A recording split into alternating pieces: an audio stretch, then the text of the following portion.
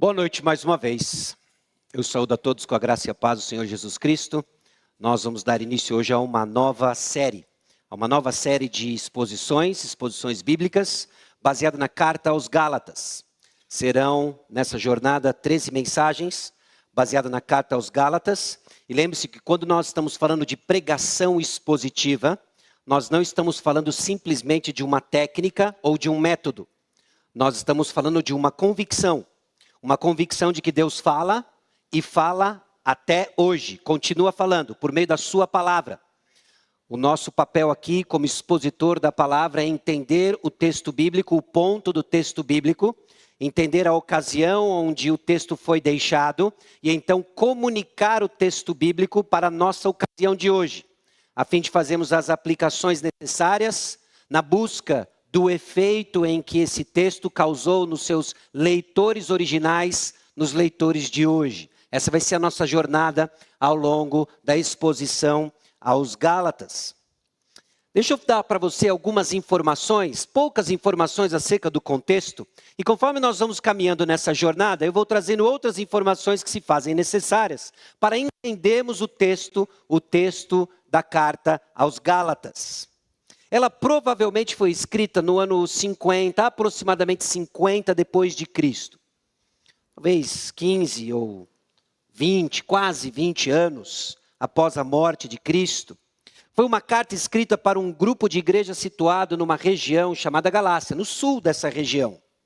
E tinham 3 pontos importantes que motivou o seu autor, o apóstolo Paulo, a escrever a carta. Toda a carta ela tem uma motivação por trás. É parte do nosso trabalho entender a motivação por trás da escrita da carta, resgatar isso no texto e aí sim fazer aplicações adequadas em nosso contexto. E 3 pontos importantes para entendermos um pouco desse contexto é que havia uma certa divisão, tanto social quanto racial, muito clara nas igrejas da Galácia. E o que aconteceu foi que alguns cristãos judeus, homens judeus, mulheres judias, que entenderam o evangelho de Cristo Jesus, crescendo na fé e vendo que o evangelho também alcançava aqueles que não eram judeus, os gentios, começaram a impor sobre esses cristãos gentios a observação da lei mosaica, a observação de alguns aspectos da lei. Como se aquilo que fosse necessário para salvação fosse Cristo e alguma coisa a mais. Seja a circuncisão ou seja algum outro aspecto da lei. Eles estavam somando ao evangelho alguma coisa, alguma prática referente ao Antigo Testamento, referente à lei mosaica. O apóstolo Paulo entendeu isso como algo sério e traz uma carta bem severa aos Gálatas. Essa controvérsia, então, o segundo aspecto importante para entendermos, foi tratada com seriedade e severidade. Em vários momentos da carta, o apóstolo Paulo é muito rápido, abrupto, direto, duro. Isso não tem a ver com o seu humor do dia, isso tem a ver com a seriedade do assunto. E nessa carta, o apóstolo Paulo explica com detalhes o evangelho e como ele trabalha na transformação do povo de Deus. Onde que nós nos encontramos nisso? Meus irmãos, é de suma importância que nós tenhamos uma definição muito clara sobre o que é o evangelho. É muito importante que tenhamos uma definição não só clara do evangelho, mas uma visão ampla das suas implicações e aplicações em nossa conduta no dia a dia. Porque, via de regra, a nossa tendência é achar que, uma vez convertidos, não precisamos mais ouvir, estudar ou entender o evangelho. Mas sim, nós precisamos de um material mais avançado. Aliás, eu já estou nessa caminhada cristã há 3 anos, 5 anos, 10 anos, 15 anos. Puxa, eu já sou crente há mais de 30 anos. O que eu preciso não é o beabá do evangelho, eu preciso de algo mais profundo. Meus irmãos, não existe algo mais profundo do que o evangelho. O evangelho ele é profundo para passarmos o restante dos nossos dias aprendendo mais sobre o que Cristo fez por nós, suas implicações e aplicações. Mas paradoxalmente ele também é simples, para que aqueles pequeninos que aqui estavam na frente, que nós oramos, entendam e sejam genuinamente transformados pelo mesmo evangelho. Então o evangelho que as crianças entendem, são os mesmos é o mesmo evangelho que nós cremos e que passaremos o restante da nossa jornada, da nossa marcha com fé e coragem, entendendo mais. O apóstolo Paulo é convicto disso. E sabendo do risco que os Gálatas estão entrando, de destruir, distorcer, deturpar o verdadeiro evangelho, o apóstolo Paulo entra de sola, ele entra na jugular, com uma correção abrupta e rápida. Porque o que está em jogo é o evangelho. Nós precisamos entender que as verdades do evangelho modificam nossa vida por completo. Eu gostaria muito de já listar todas as formas com que isso é verdade em nossas vidas e o que você precisa para o restante dos seus dias. Mas a realidade, meus irmãos, é que nós vamos aprendendo cada vez mais de como o evangelho muda a nossa perspectiva sobre todos os assuntos, ilumina os nossos olhos para entender o mundo ao nosso redor. Mas também precisamos reconhecer que é muito mais fácil do que imaginamos nos desviar do verdadeiro evangelho. Eu já quero inclusive partir do pressuposto de que não é se você luta com certas percepções equivocadas do evangelho. Eu já quero dizer que aqui e ali nós temos percepções que precisam ser corrigidas do evangelho. E a palavra de Deus vai fazer esse trabalho de nos corrigir, trazendo de volta para o verdadeiro evangelho, nutrindo nossa fé, nossa caminhada. É muito fácil, meus irmãos. A propensão da nossa carne, os ruídos aí fora, o maligno, tudo isso cooperando para nos distrairmos do verdadeiro evangelho e da sua simplicidade. A passagem da nossa atenção para hoje será Gálatas capítulo 1, versículos 1 a 9. E é o que nós vamos ler, Gálatas capítulo 1, versículos 1 a 9. E assim nós vamos dar início a mais essa série, baseada na carta aos Gálatas. E o texto diz o seguinte: Paulo, apóstolo não da parte de homens, nem por intermédio de homem algum, mas por Jesus Cristo e por Deus Pai, que o ressuscitou dentre os mortos. E todos os irmãos meus companheiros, às igrejas da Galácia. Graça a vós outros e paz da parte de Deus, nosso Pai, e do nosso Senhor Jesus Cristo, o qual se entregou a si mesmo pelos nossos pecados, para nos desraigar deste mundo perverso, segundo a vontade de nosso Deus e Pai, a quem seja a glória pelos séculos dos séculos. Amém. Admira-me que estejais passando tão depressa daquele que vos chamou na graça de Cristo para outro evangelho, o qual não é outro, senão que há alguns que vos perturbam e querem perverter o evangelho de Cristo. Mas, ainda que nós, ou mesmo um anjo, vindo do céu, vos pregue evangelho que vá além do que vos temos pregado, seja anátema. Assim como já dissemos, e agora repito, se alguém vos prega evangelho que vá além daquele que recebestes, seja anátema. Vamos orar mais uma vez. Senhor, aqui estamos diante da Tua palavra. E suplicando a Deus que o Senhor abra o nosso entendimento, para mais uma vez desfrutarmos do simples e verdadeiro evangelho. Confirma, Deus, em nosso coração a mensagem que uma vez já ouvimos, da parte, ó Deus, de homens que o Senhor equipou, que ouviram de outros homens que o Senhor também equipou, que assim foi até aqueles primeiros, ó Deus, os escolhidos apóstolos, que da parte do Senhor comunicaram o evangelho. Revelando, ó Deus, um mistério que estivera oculto por muitos e muitos séculos. E agora revelado em Cristo Jesus, revelado na Tua palavra, nós desfrutamos da Bíblia, a Tua palavra. Então fala, ó Deus, mais uma vez conosco, no nome de Jesus. Amém.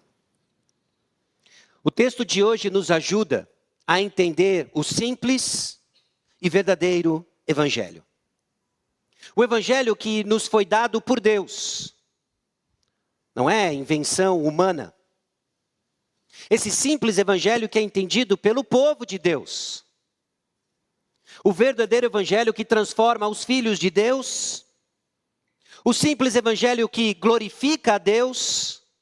E o verdadeiro evangelho que é comumente atacado por uma falsa mensagem. Irmãos, o evangelho dado por Deus nos mostra que Jesus é o nosso substituto para perdão dos pecados, para nos dar liberdade deste mundo mau e para a glória de Deus. Entre outras coisas que nós vamos ver nessa série, essa passagem em especial nos ajuda a entender, mais uma vez, um aspecto singular, um fundamento basilar da nossa fé, que é a substituição de Jesus Cristo em nosso lugar. O perdão dos pecados. A liberdade que o Evangelho conquistou em nosso favor deste mundo mau. E tudo isso não é só para o seu benefício, mas de forma última para a glória de Deus. Esse compromisso divino com a sua própria glória nos garante, nos ajuda a entender o processo todo e fundamenta a certeza da nossa fé, base da nossa perseverança. A passagem também nos ajuda a entender que nós devemos ter cuidado para não cairmos nos sutis desvios contra o verdadeiro evangelho. Meus irmãos, eles são sutis. E quando nós falamos da sutileza do engano, eu espero que você já não esteja acostumado a estereotipar isso com coisas lá fora. Mas eu quero desafiar você a enxergar como o nosso coração por vezes opera contrário à graça de Deus, criando armadilhas sutis, de encontrarmos ou buscarmos refúgio em qualquer coisa que não seja Cristo Jesus. Até mesmo em coisas boas, coisas desejáveis, até mesmo ordens dadas pelo próprio Deus. Nós fazemos e tornamos um substituto por aquilo que Cristo Jesus fez por nós. É diante desse risco, é na urgência desse risco, que o apóstolo Paulo escreve uma carta curta e grossa. Se é que você me permite estabelecer assim, corrigindo os Gálatas de um perigoso caminho, de confiar em Cristo e algo mais. Meus irmãos, é Cristo e nada mais. Cristo e nada mais. O apóstolo Paulo sabe o que ele vai escrever, então, movido pelo Espírito Santo, cada frase foi colocada de uma forma estratégica para ajudar os Gálatas a entender os seus sutis desvios do verdadeiro evangelho. Então vamos começar pensando como que nós recebemos o evangelho. Como que nós recebemos o evangelho. É interessante de que o apóstolo Paulo, ele tem alguns padrões na escrita de suas cartas. Aliás, cartas têm um padrão. Quando você lê uma carta, uma epístola bíblica, você espera ter uma introdução, você espera ter o remetente, obviamente, o destinatário, uma saudação. E o apóstolo Paulo faz mudanças perceptíveis por causa do teor e do tema que ele há de desenvolver para os Gálatas. A maneira, meus irmãos, como nós recebemos o evangelho, também foi desenhada por Deus, não veio de ideias humanas. Diante então do risco que os Gálatas estão incorrendo, o apóstolo Paulo começa logo de cara dizendo, olha, Paulo, apóstolo, não da parte de homens, nem por intermédio de homem algum, mas por Jesus Cristo e por Deus Pai, que o ressuscitou dentre os mortos. Não é o único lugar onde ele se apresenta como apóstolo, mas é o único lugar onde ele não faz menção de gratidão aos Gálatas. Se você está me acompanhando em Gálatas, mantenha o dedo em Gálatas capítulo 1. E vamos para 1 Coríntios capítulo 1.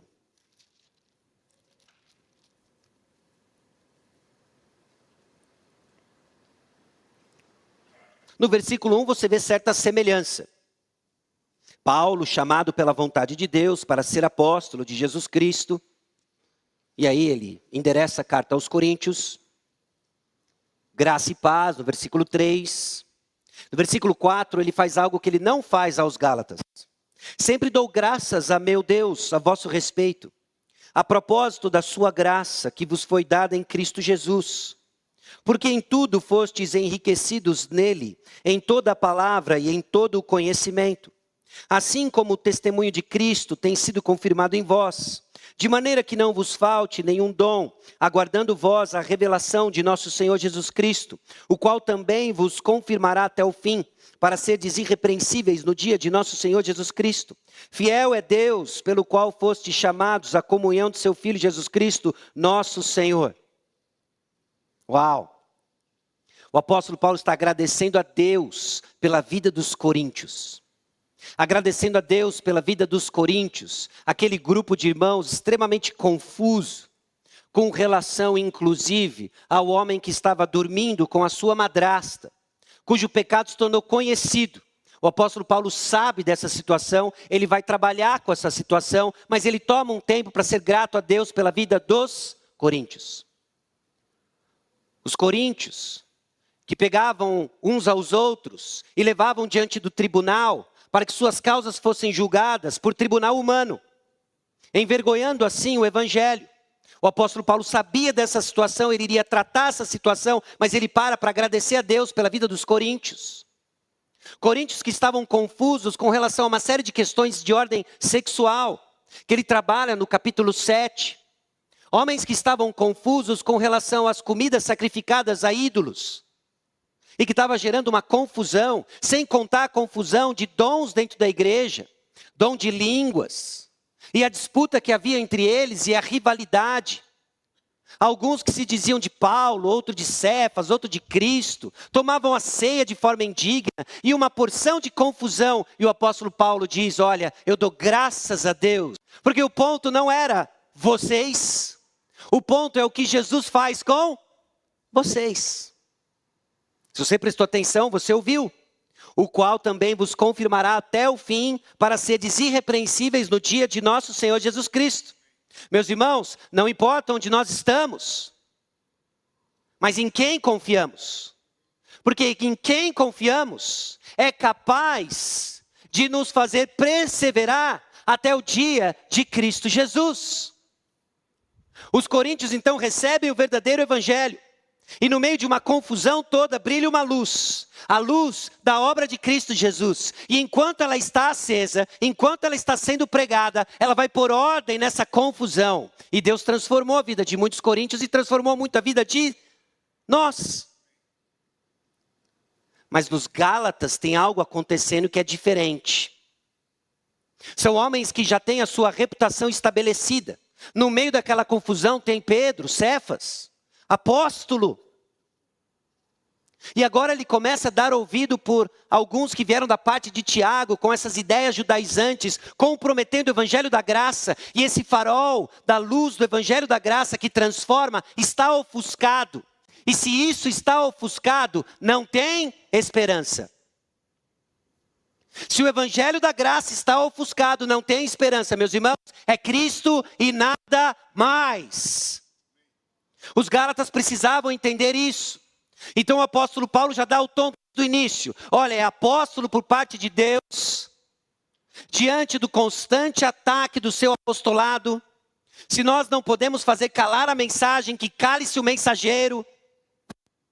Então nós vamos acusar o apóstolo Paulo, nós vamos atacar a reputação do apóstolo Paulo. Esse negócio de cultura de cancelamento, meus irmãos, é tão antigo quanto a humanidade. Faz calar o mensageiro, faz calar o apóstolo Paulo, arranha a reputação do apóstolo Paulo. E o apóstolo Paulo deixando claro, olha, eu sou apóstolo da parte de Deus, da parte de Jesus, não por intermédio de homens. Por quê? É de suma importância você entender de quem você recebeu o evangelho. Você precisa estar seguro de que o evangelho que você crê não veio por parte de homens. Não veio por parte de instrumentos humanos. Deus usa instrumentos humanos? Sim, sempre usou. Mas o evangelho veio da parte de Deus. Você crê no evangelho da parte de Deus? E é de suma importância você crer no evangelho da parte de Deus. Porque, meus irmãos, nós enfrentamos inúmeras provações. E se a sua fé está fundamentada em palavras de homens, você vai sucumbir. Mas se você entende que veio da parte de Deus, digno de confiança, é o caminho duro da perseverança, na certeza de que Ele preserva os seus até o dia de Cristo Jesus. Meus irmãos, a maneira como nós recebemos o Evangelho foi desenhado por Deus. Deixa eu fazer aqui uma propaganda da nossa escola bíblica dominical. Okay? A escola bíblica dominical tem algumas funções na edificação da sua fé. Eu quero destacar duas delas. A primeira delas tem a ver com dar a você subsídio para que você entenda o que acontece, inclusive hoje à noite. Para que você entenda o que se passa à noite. Existe ensino atrelado à proclamação da palavra. Existe ensino atrelado à proclamação da palavra. Mas o propósito da pregação é anunciar Cristo Jesus.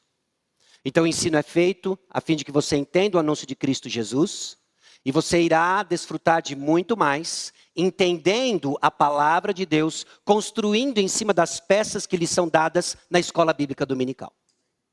Hoje, por exemplo, nós estudamos mais 2 profetas, okay? Amós e Obadias. A mensagem dos profetas, o que se passou no contexto, na vida e ministério desses profetas. Pequenas peças que ajudam você a dar sentido a um quebra-cabeça, que aponta para o Evangelho. Que aponta para aquilo que estava oculto e que profetas entenderam meio que ofuscado. E aí então vem o Novo Testamento. E aí vem então o Espírito Santo, fazendo com que esses homens lembrassem de tudo aquilo que Jesus ensinou, fizesse sentido de tudo aquilo que Jesus ensinou, e apontassem para as mensagens dos profetas, aquilo que se cumpre em Jesus, aquilo que se cumprirá em Cristo Jesus. Essas peças são importantes para que você desfrute com mais profundidade da proclamação da palavra de Deus. E tem um segundo aspecto, de que você nota que a escola bíblica dominical às vezes transmite para você conteúdo acerca da palavra de Deus e às vezes aplica conteúdo da palavra de Deus em tópicos e temas da sua vida. Para que você continue vivendo à luz do que Cristo Jesus fez por você. As coisas são amarradas a fim de que você ganhe um conhecimento mais profundo de Cristo Jesus. E tudo isso num ambiente agradável, perto de uma lagoa e mais ou menos 2 ou 3 graus centígrados, mais fresco do que a cidade. Amplo estacionamento. Pessoas agradáveis. Venha para a escola bíblica dominical. Fecha parênteses. Terminou os nossos comerciais. Mas, meus irmãos, os apóstolos, o fundamento da igreja, trouxeram revelação acerca da pedra angular, Cristo Jesus. Eles trouxeram, então, a revelação acerca do Evangelho, aquilo que alguns apenas ofuscavam ver, a clareza agora vinda por meio dos apóstolos. O apóstolo Paulo está ciente do seu ministério. Ele sabe de quem ele recebeu. E esses apóstolos, munidos então de instrumentos materiais, escriturizaram as revelações, escriturizaram a revelação dada por Deus, nos deixando então a palavra de Deus. A doutrina dos apóstolos. Meus irmãos, por isso a importância da revelação das Escrituras que deve ser preservada. Nós vemos aqui o apóstolo Paulo se apresentando como um apóstolo não da parte de homens, mas da parte de Deus. E agora tudo aquilo que Deus usou o apóstolo Paulo para trazer de revelação foi escriturizado, deixado para nós nas Escrituras, na Bíblia. E ela então é preservada, ela então é ensinada, ela então é proclamada, na convicção de que Deus continua falando e edificando o seu povo até os dias de hoje. O verdadeiro evangelho, então, será entendido por todos os chamados por Deus. Olha o versículo 2. Depois do apóstolo Paulo se apresentar, ele diz quem está com ele. E todos os irmãos, meus companheiros, e todos meus irmãos, meus companheiros, não é um delírio que o apóstolo Paulo está trazendo aos Gálatas. O que o apóstolo Paulo está trazendo aos Gálatas é o verdadeiro evangelho, que todos os eleitos de Deus, que todos os filhos de Deus, que todos aqueles que ouviram a palavra de Deus e responderam com fé, creram. Hoje é domingo, domingo à noite. Muitas e muitas igrejas, irmãos nossos, estão submetidos a ouvir a pregação da palavra de Deus, o mesmo evangelho que nos alcançou, está alcançando vidas e vidas nesse exato momento, pelo menos os irmãos no mesmo fuso horário. Alguns já ouviram a mesma mensagem, já estão dormindo, já é amanhã, já estão na segunda-feira. Alguns ainda não chegaram na igreja, estão a caminho dela, para quê? Para ouvir o evangelho, o verdadeiro evangelho da graça que transforma. E continua transformando. Meus irmãos, nós não estamos aqui sofisticando mensagem, nós não estamos aqui inventando mensagem, nós estamos aqui preservando a mensagem que nos foi dada e transforma vidas. Esse é o nosso papel. O verdadeiro evangelho, então, será entendido por todos os chamados por Deus. E esses apóstolos tiveram um papel importante para trazer para nós revelação de primeira mão. E o último morreu na ilha de Pátimos, João. Alguém uma vez já disse que apóstolo bom é apóstolo morto. Porque essa figura como um recipiente de revelação fresca da parte de Deus de primeira mão, cessou com a morte do apóstolo João. Às vezes algumas pessoas fazem menção de um ministério apostólico no sentido de envio. Ok, eu entendo isso. Mas nos dias de hoje, eu pessoalmente busco evitar essa linguagem para não trazer confusão.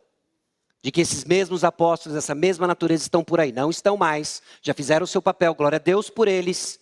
E deixaram um legado. Deixaram um legado. Eles ainda falam e falam através da Bíblia, a palavra de Deus. O apóstolo Paulo descreve então no versículo 3 os benefícios do evangelho. Aquilo que ele deseja aos Gálatas. Graça a vós outros e paz. Graça a vós outros e paz. Graça e paz são claros benefícios do evangelho. E a ordem aqui me parece importante. Porque não há paz com Deus, não há paz com os homens, uns com os outros, se não houver antes de tudo a manifestação da graça. Então o apóstolo Paulo deseja, olha, graça e paz. Que sejam sobre vocês a graça de Deus, graça que transforma, para que daí sim haja paz, reconciliação com Deus e uns com os outros. Paz com Deus e com os homens.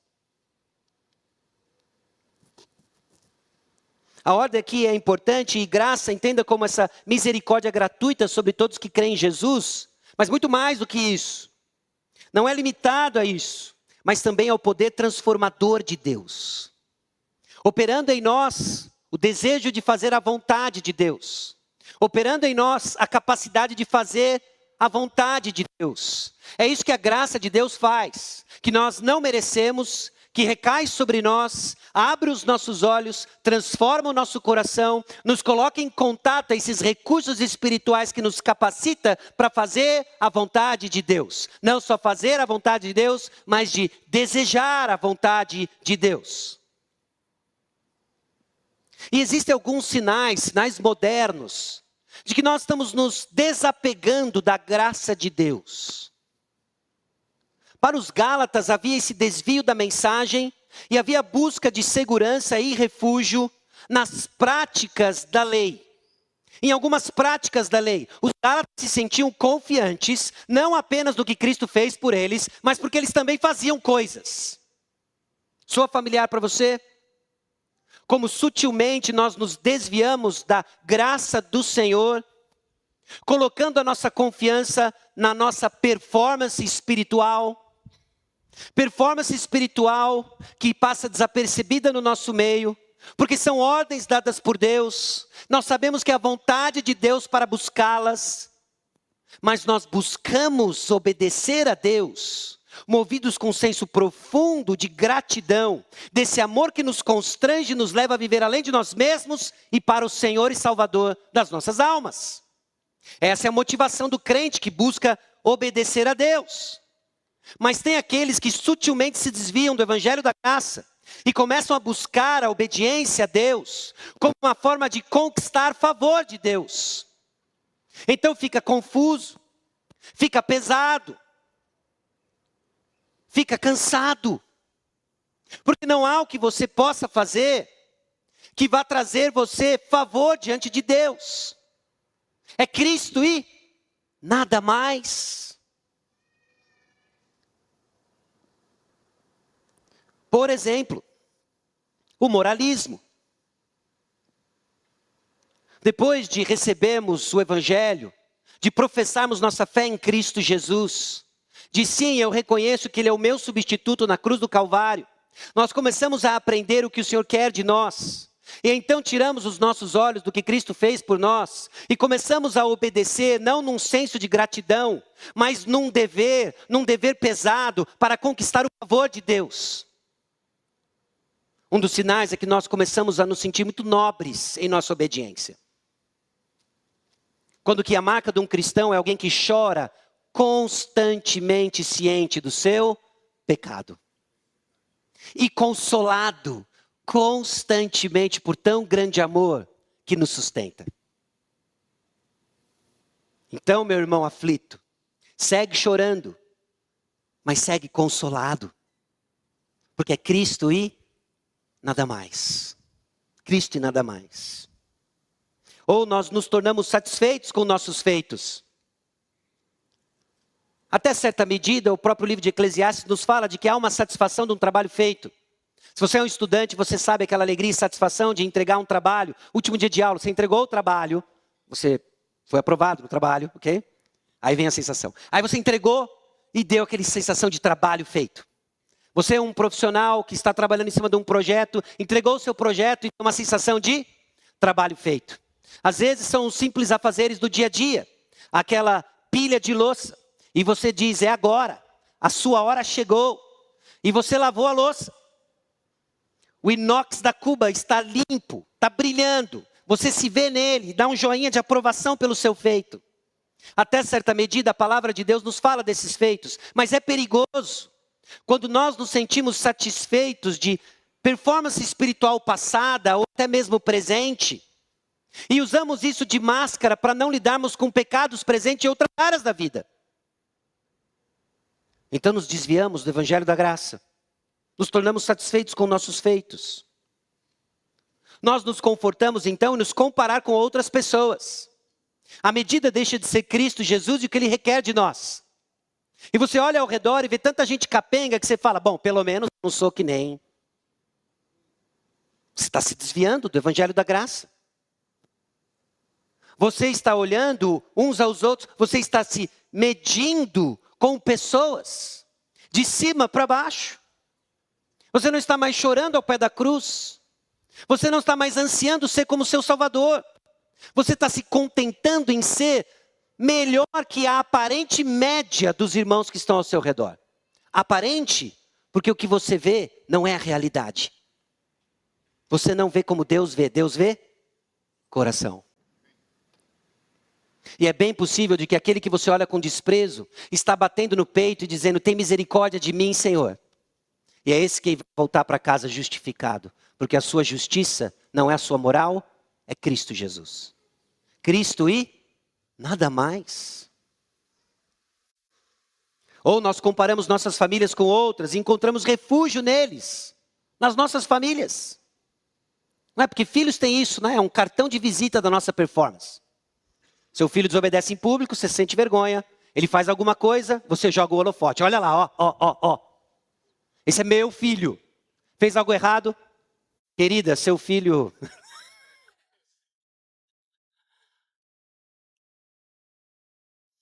Ou ficamos na defensiva quando criticados. A gente tem isso, não é? Nossa insegurança, por causa da nossa performance falha e exposta diante dos outros, nos leva a ficar defensivos.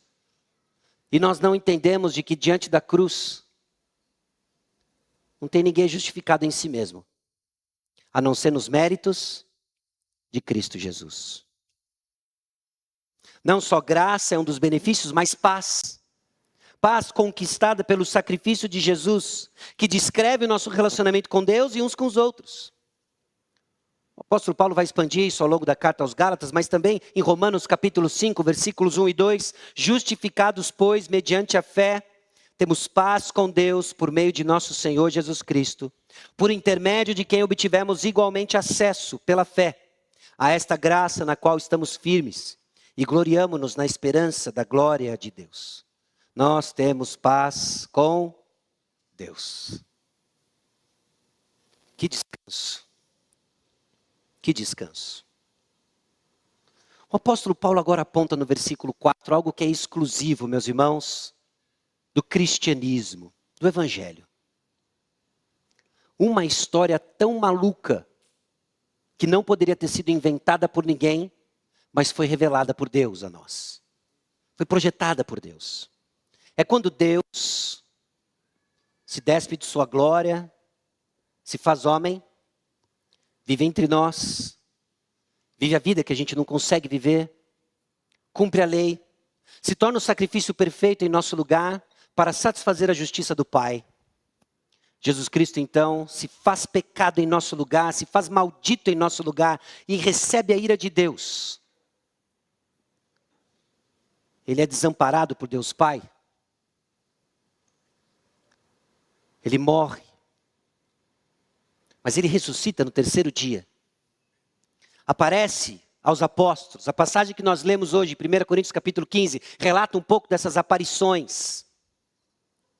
Fica com os discípulos por alguns dias. Um seminário intenso acerca do reino de Deus e o que Deus requer de nós. Então ele sobe aos céus. Não para desamparar os discípulos, muito pelo contrário. Ele sobe para que venha outro. O Espírito. E habite a igreja. É a presença de Deus entre nós.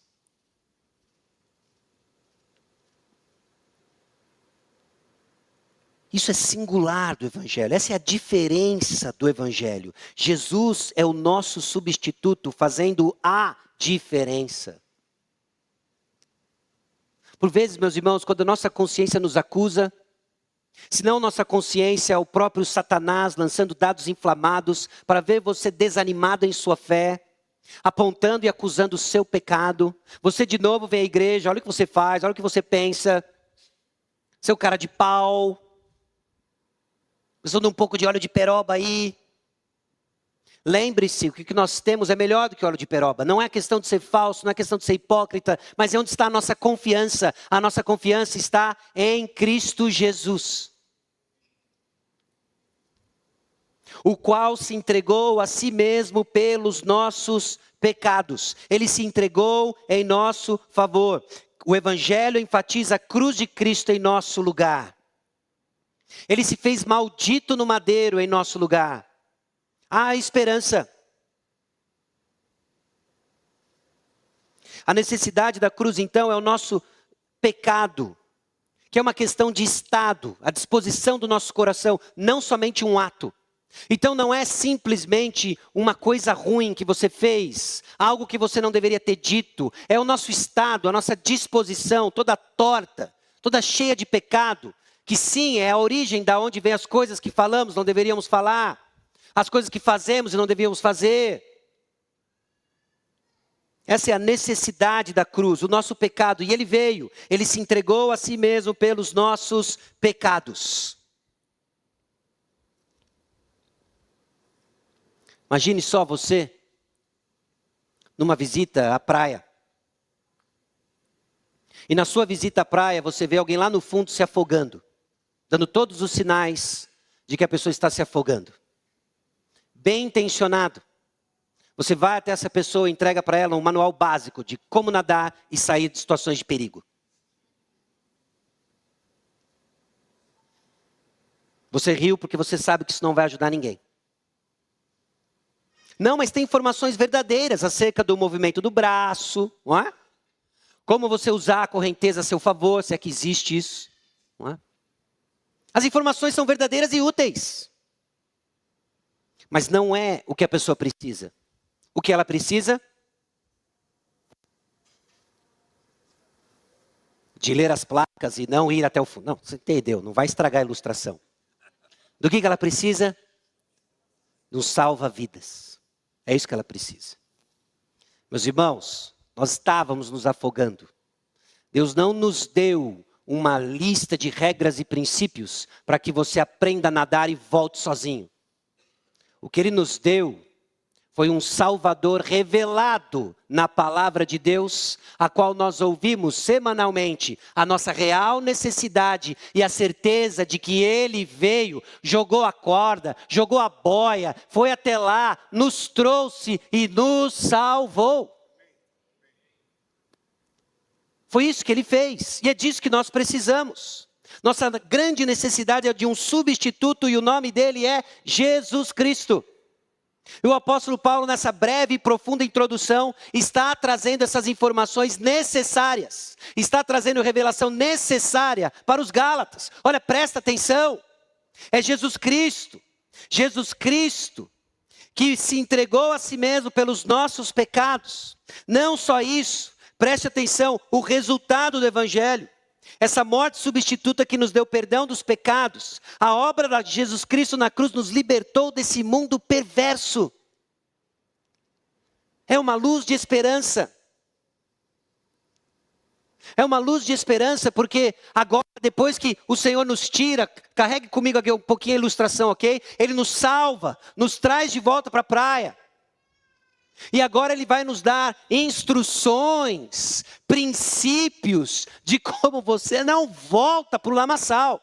Não só princípios, como também o poder de lutar contra o desejo de correr para o fundo do mar.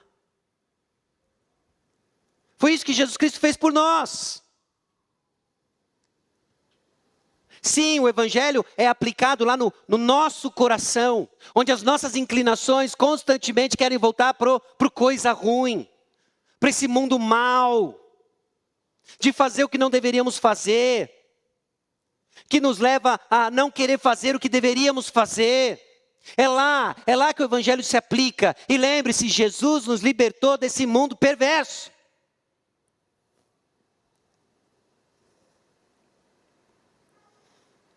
A mensagem da cruz, então, traz glória a Deus, único digno de toda a glória, para nos desarraigar deste mundo perverso, segundo a vontade de nosso Deus e Pai, a quem seja a glória pelos séculos dos séculos. Amém. Cada vida salva é uma vida que glorifica a Deus. E Deus, no compromisso com a sua própria glória, porque Ele é glorioso, Ele é digno de glória, está salvando os seus. E para cada um que salva e descortina os seus olhos e muda a condição do seu coração, que aprende a viver uma vida desarraigada deste século, já certo de que ele está liberto do poder do pecado, Deus é glorificado. Sim, para o nosso bem, mas para a glória de Deus. E diante desse belo, simples e verdadeiro evangelho, existe o risco do desvio. É onde a coisa começa a dar ruim a partir do versículo 6. Meus irmãos, o desvio do evangelho é um risco real ao qual todos estamos vulneráveis. Note a surpresa do apóstolo Paulo no versículo 6. Admira-me. Não tem aquele lance de dou graças a Deus, não é?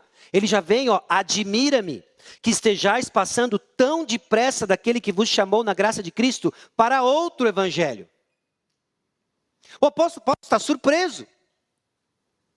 Eu fico imaginando o apóstolo Paulo escrevendo isso. E imaginando Cefas, até mesmo Barnabé, que estão dando ouvidos agora a esses desvios sutis, com terríveis consequências, de um outro evangelho que não é evangelho algum. Ele diz, Pedro, Cefas, Barnabé, vocês estão loucos. Ainda ontem, parece que foi ontem. Olha o que Cristo Jesus fez comigo. Eu era perseguidor da igreja, Ele foi ao meu encontro. Estou admirado que vocês tão rápido assim estão se desviando do evangelho. Meus irmãos, o desvio do evangelho é um risco real. E nós estamos vulneráveis. Então não é à toa que inúmeras vezes, repetidas vezes, a palavra de Deus nos chama a vigiar. A palavra de Deus nos chama a prestar atenção, a guardar o verdadeiro evangelho. O risco é real, nosso coração sutilmente nos afasta.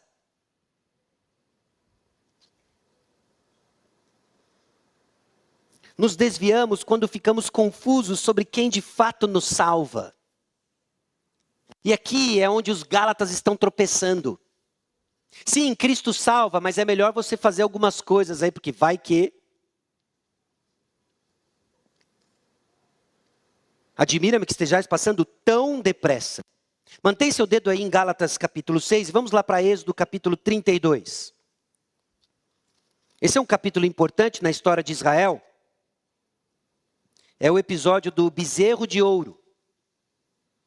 Esse episódio que acompanha todas as narrativas, as grandes narrativas do povo de Israel.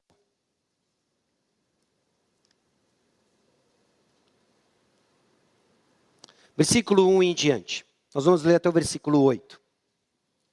Mas vendo o povo que Moisés tardava em descer do monte, acercou-se de Arão e lhe disse: Levanta-te, faze-nos deuses que vão adiante de nós, pois quanto a este Moisés, o homem que nos tirou do Egito, não sabemos o que lhe terá sucedido. Disse-lhes Arão: Tirai as argolas de ouro das orelhas de vossas mulheres, vossos filhos e vossas filhas, e trazei-mas. Então todo o povo tirou das orelhas as argolas e as trouxe a Arão. Este, recebendo-as das suas mãos, trabalhou o ouro com buril e fez dele um bezerro fundido. Então disseram: São estes, ó Israel, os teus deuses, que te tiraram da terra do Egito. Arão, vendo isso, edificou um altar diante dele, e apregoando disse: Amanhã será festa ao Senhor. No dia seguinte, madrugaram e ofereceram holocaustos, e trouxeram ofertas pacíficas, e o povo aceitou-se para comer e beber, e levantou-se para divertir-se. Então disse o Senhor a Moisés: Vai, desce, porque o teu povo que fizesse sair do Egito se corrompeu, e depressa se desviou do caminho que lhe havia eu ordenado. Fez para si um bezerro fundido, e adorou, lhe sacrificou, e diz: São estes, ó Israel, os teus deuses que te tiraram da terra do Egito. Por que tão depressa assim o povo de Israel se desviou do Senhor, se curvou diante de um bezerro de ouro que eles mesmos fizeram? Porque eles estavam confusos sobre quem de fato salva. Atribuíram aos deuses do Egito. E alguns versículos antes atribuíram a quem? A Moisés, um instrumento de Deus. Aquele homem que nos tirou do Egito. Não foi Moisés. Não foram os deuses falsos do Egito, e não foi esse bezerro de ouro. Quem tirou o povo do Egito? Parece que vocês estão um pouco inseguros. Foi Deus. Deus que tirou o povo do Egito. Às vezes a gente fica confuso quem nos salvou. Ficamos abatidos. Ficamos desanimados, decepcionados, confundimos instrumentos com o real Salvador. Aí as pessoas ficam chateadas com a igreja, com os irmãos da igreja. Não se esqueça que quem lhe salvou foi quem? Jesus Cristo segue firme à destra do Pai, defendendo você quando peca. Intercedendo por você, para que você persevere nessa carreira. Para que você persevere e chegue até o fim. Sabe por quê? Porque quem salva é Jesus Cristo. Quem salva é Jesus Cristo. Sim, Ele escolheu instrumentos imperfeitos, para que fique evidente de que a glória é para Deus. Glória a Deus.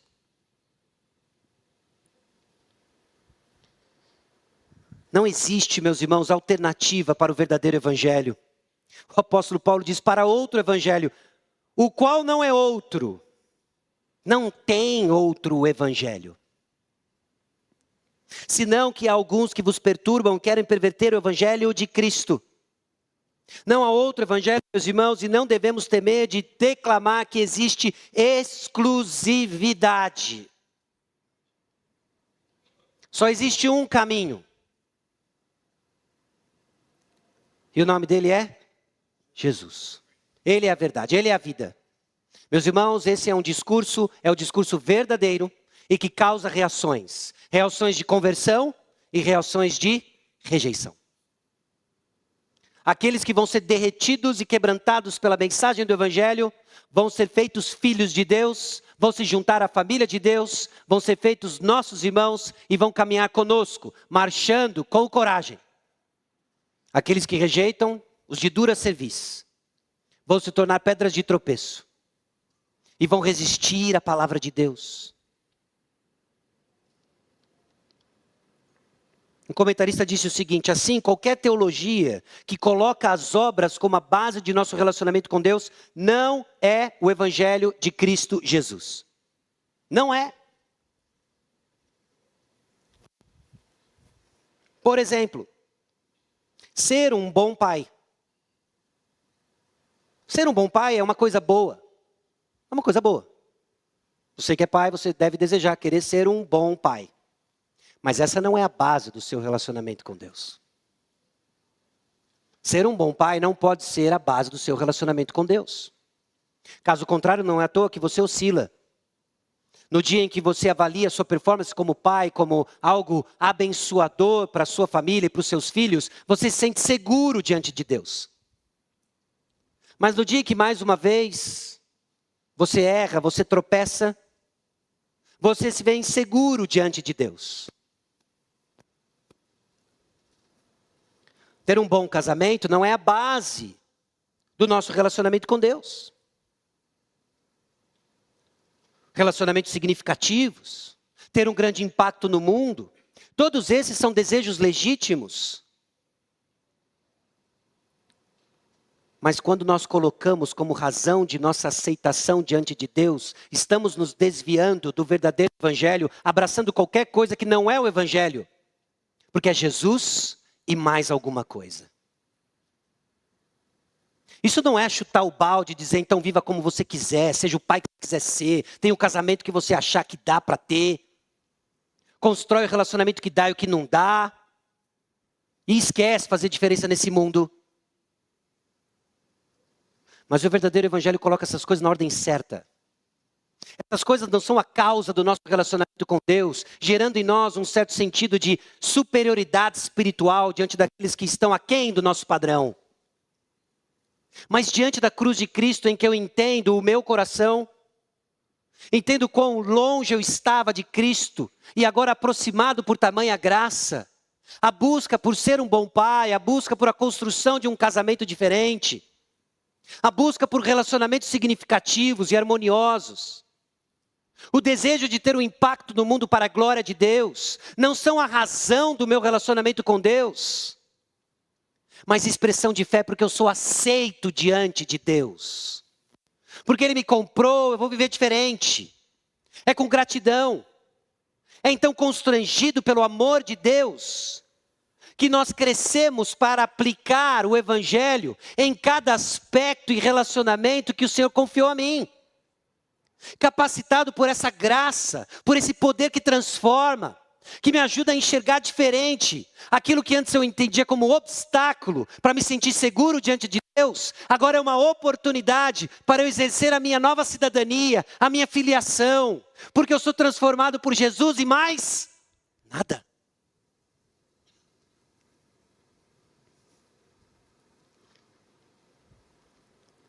Se nossas obras, meus irmãos, pudessem nos fazer conhecer a Deus, Jesus teria nadado até o fundo, entregado o manual de natação, os 4 estilos em 30 minutos e voltado. Mas não foi isso que ele fez. Porque a gente não consegue aprender a nadar sozinho. A gente precisava de alguém que nos transformasse. De farofeiro se afogando. Para nadador olímpico, com o melhor técnico, o único técnico, aquele que transforma a nossa natureza para a glória de Deus.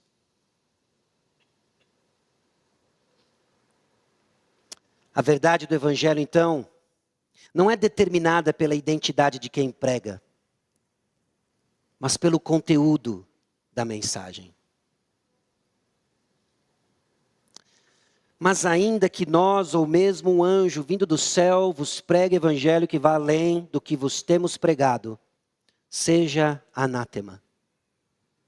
Olha o que Paulo diz. Paulo não diz o seguinte, olha, se vier um falso profeta, se vier alguém na televisão, se nós mesmos, ou um anjo do céu, pregar alguma coisa diferente do evangelho que você recebeu, seja anátema. A credibilidade do evangelho, então, não está no mensageiro, está na própria mensagem. Por isso eu perguntei para você e continuo perguntando, você crê no evangelho de Deus, que você recebeu da parte de Deus? Alguns receberam o evangelho da parte de Deus na instrumentalidade dos pastores da nossa igreja.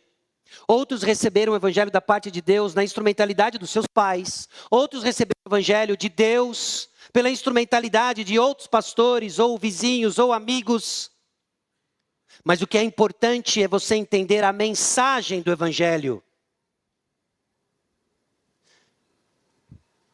Nem que nós mesmos ou um anjo descesse do céu e pregasse um outro evangelho, que não tem outro evangelho, seja anátema.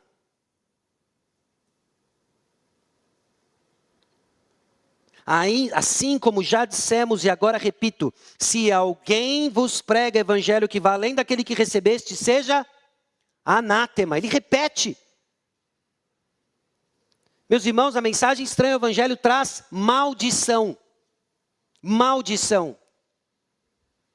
Talvez em dois âmbitos, obviamente condenação eterna, porque é estranho ao verdadeiro evangelho, você não tem parte com Deus, mas inclusive juízo na terra. Um coração que não descansa, um coração que corre com culpa. Entenda o que Cristo Jesus fez por você. Se entregou a si mesmo pelos nossos pecados para nos desarraigar deste mundo perverso, segundo a vontade de nosso Deus e Pai. Diante dessas coisas, considere. Onde está a sua confiança para o seu relacionamento com Deus? Vou colocar aqui uma frase um pouco tenebrosa, mas no contexto ela faz sentido, ok? Para você entender onde está a sua confiança, muitas vezes nós temos que escutar nossas emoções, não só a sua razão. Sabe por quê? Porque se eu disser para você o seguinte, você acredita que Jesus Cristo morreu por você, por causa dos seus pecados e ressuscitou ao terceiro dia, sua resposta é? Sim, essa é a sua razão, você sabe disso. Você crê nisso. Você confessa isso como uma verdade. Você aprendeu bem, continue crendo nisso, e isso é verdadeiro. Mas às vezes, meus irmãos, o que nós confessamos com a boca não é necessariamente o que cremos de fato no nosso coração. E por vezes nós temos que escutar nossas emoções, no sentido não de sabedoria para a vida, mas para entender onde está a sua esperança. O que o abatimento da nossa alma está dizendo, o que a angústia do nosso coração está dizendo, é bem provável que você vai enxergar então onde de fato está a sua confiança. Não me diga a resposta certa que você aprendeu e está correto. Diga o que realmente descreve a confiança do seu coração. Porque precisa ser Cristo e nada mais. Cristo e nada mais. Não é Cristo e uma boa performance familiar. Não é Cristo e uma boa performance ministerial, um reconhecimento. Não é Cristo e algum tipo de prazer transitório na terra. É Cristo e nada mais. Esse é o verdadeiro evangelho. E é com base nisso que construímos todas as demais coisas. E o apóstolo Paulo vai sim nos alertar, e para aqueles que estão ficando um pouco tenso, não é? Porque daí surge uma pergunta, bom, se é o que você está dizendo, eu vou ver como eu quiser. Não use a liberdade que Cristo lhe deu para dar ocasião à carne. Como que nós, que fomos mortos com Cristo Jesus, revivemos com Cristo Jesus, vamos viver no pecado? O evangelho é suficiente. Creia e continue crendo. E é a partir dele, dessa semente que vem poderosa, nos dando uma nova natureza, que nós vamos aprender a frutificar para o Senhor. E aí sim, construir os relacionamentos. E aí sim, buscarmos fazer a diferença onde o Senhor nos colocou. Mas movido por esse amor que nos constrange. Que Jesus Cristo se entregou a si mesmo pelos nossos pecados. Para nos desarraigar desse mundo perverso. Para a glória de Deus. Quais são as suas tentações mais comuns para confiar em si? Quais são as suas tentações mais comuns para confiar em si? Deus nos deu habilidades naturais, Deus nos deu talentos, Deus nos deu dons. E às vezes nós depositamos nossa confiança nos talentos e habilidades que Deus nos deu. E nessa jornada Deus frustra os nossos planos. E nossas frustrações ou decepções com as nossas habilidades começam a revelar onde de fato está a nossa confiança. E Deus amorosamente está nos mostrando o seguinte: olha, eu te dei essa habilidade não para você confiar em si mesmo, mas para você ser uma bênção no meu nome. É diferente. É diferente. Por isso, nesse contexto, escute suas emoções. O que a sua angústia, suas tristezas, até mesmo suas alegrias estão dizendo? Às vezes nossas alegrias não são tão assim no Senhor, né? Como sua rigidez ou descaso revelam um coração distante. Meus irmãos, quando nos desviamos do evangelho da graça, nós nos tornamos inflexíveis e rígidos uns com os outros. Porque nós medimos pessoas de acordo com o nosso padrão, não do Senhor. E as pessoas vão constantemente violar o seu padrão de justiça. Então nós respondemos com rigidez. Nós respondemos com tristeza exagerada, com amargura, com ira. Ou então nosso descaso com relação à santidade. Tudo isso começa a revelar esse coração distante do evangelho da graça, que nos informa o seguinte: Jesus se entregou a si mesmo por nós, por causa dos nossos pecados, por causa do seu pecado. Ele se fez maldito no seu lugar. O salário do pecado é a morte. Você pecou, eu pequei. Quem deveria ser assalariado então, seríamos nós. Mas ele morreu a nossa morte. Ele nos substituiu. Ele recebeu a ira de Deus em nosso favor. Mas ele não ficou morto. Ele ressuscitou no terceiro dia, triunfando sobre a morte, triunfando sobre o pecado. E todos aqueles que creem em Jesus como seu substituto são unidos a ele. Como se você tivesse sempre acertado e nunca tivesse errado. Você tem a justiça de Cristo Jesus. E então, munido da justiça de Cristo Jesus, nós olhamos para esse tão grande amor, constrangido por ele, e dizemos: eu não vou mais viver para mim mesmo, eu vou viver para ele. E aí sim, busque ser um bom pai. Busque edificar o seu casamento, seus relacionamentos, um impacto no mundo. Movido por aquilo que Cristo fez por você. Sabendo de quem você recebeu. De quem você recebeu? Você recebeu de Cristo Jesus.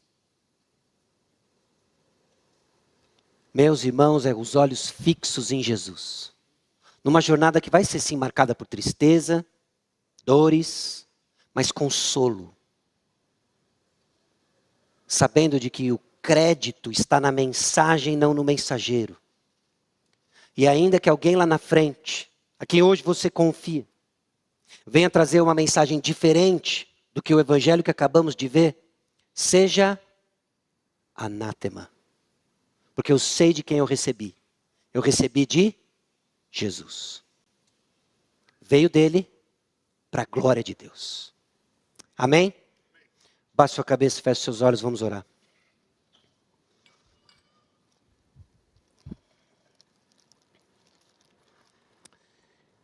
Senhor nosso Deus e Pai, nós chegamos diante do Senhor agradecidos pela mensagem do Evangelho que chegou até nós. Gratos a Deus que Jesus se entregou a si mesmo pelos nossos pecados, para nos libertar, ó Deus, deste mundo perverso, segundo a vontade de Deus, segundo a tua vontade, a vontade do nosso Pai. Tudo isso para a honra e glória, Deus, do teu nome. Eu peço a Deus que o teu Santo Espírito nos lembre durante essa semana, durante nossa caminhada, as formas, ó Deus, como sutilmente nos desviamos do evangelho que recebemos. Quando nos comparamos, quando tratamos o próximo com desdém, quando somos rígidos demais, quando tratamos a santidade com descaso, tudo isso, ó Deus, resultado de uma vida que está se afastando do verdadeiro evangelho.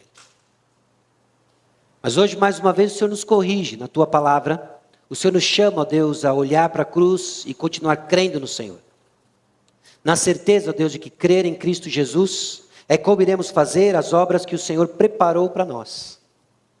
Então usa, ó Deus. Usa cada um dos teus filhos aqui presentes. Enquanto, ó Deus, somos afligidos por nosso pecado, sejamos consolados pelo Senhor. No nome de Jesus que oramos. Amém.